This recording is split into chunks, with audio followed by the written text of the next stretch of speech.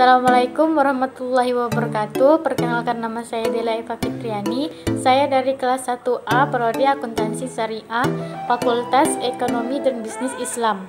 Di sini saya akan mempresentasikan hasil makalah saya yang berjudul Sumber Hukum Islam. A. Pengertian hukum Islam. Hukum Islam merupakan terjemahan dari kata musadir yang berarti wadah, ditemukannya dan ditimbahnya norma hukum. Sumber hukum Islam yang utama adalah Al-Quran dan Sunnah. Selain menggunakan kata sumber, juga digunakan kata dalil yang berarti keterangan yang dijadikan bukti atau alasan suatu kebenaran. Yang B. Sumber-sumber hukum Islam. Sumber hukum Islam memiliki 4 bagian. Yang pertama, Al-Quran.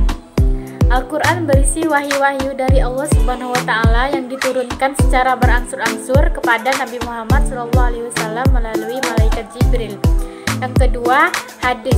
Hadis merupakan segala tingkah laku Nabi Muhammad SAW, baik berupa perkataan, perbuatan, maupun ketetapan. Yang ketiga ialah ijtihad.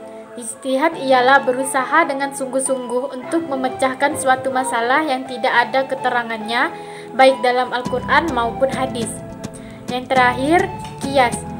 Qiyas adalah menghubungkan suatu keadilan yang tidak ada hukumannya dengan kejadian lain yang sudah ada hukumannya, karena antara keduanya terdapat persamaan ilat atau sebab-sebabnya. C. Fungsi hukum Islam. Fungsi hukum Islam mempunyai 4 bagian. Yang pertama, fungsi ibadah. Fungsi utama hukum Islam adalah untuk beribadah kepada Allah Subhanahu wa Ta'ala. Hukum Islam adalah ajaran Allah yang harus dipahami umat manusia. Fungsi zawajir.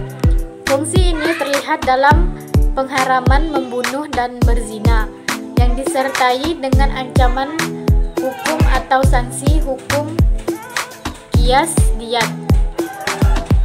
Fungsi amar ma'ruf nahi mungkar. Hukum Islam sebagai hukum yang ditunjukkan untuk mengatur hidup dan kehidupan umat manusia. Jelas dalam praktik akan selalu bersentuhan dengan masyarakat.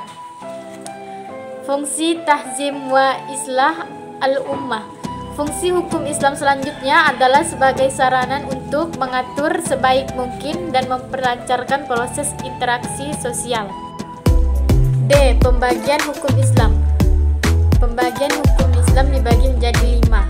Yang pertama, wajib. Wajib atau sering disebut ijab merupakan kitab pernyataan Allah Subhanahu wa Ta'ala yang menuntut kita untuk melaksanakan sesuatu. Yang kedua, sunnah. Status hukum kedua dalam Islam adalah sunnah. Selain menurut mukallaf untuk mengerjakan serta menghukumnya bila tidak mengerjakan. Yang ketiga, mubah. Ada kalanya Allah Subhanahu wa Ta'ala memberi kebebasan kita untuk melakukan atau tidak melakukan sesuatu perbuatan. Kitab ini biasa disebut ibadah. Yang keempat, makruh.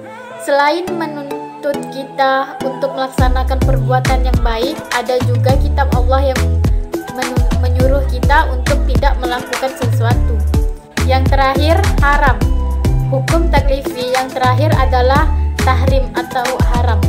Tahrim termasuk kitab Allah yang melarang sesuatu.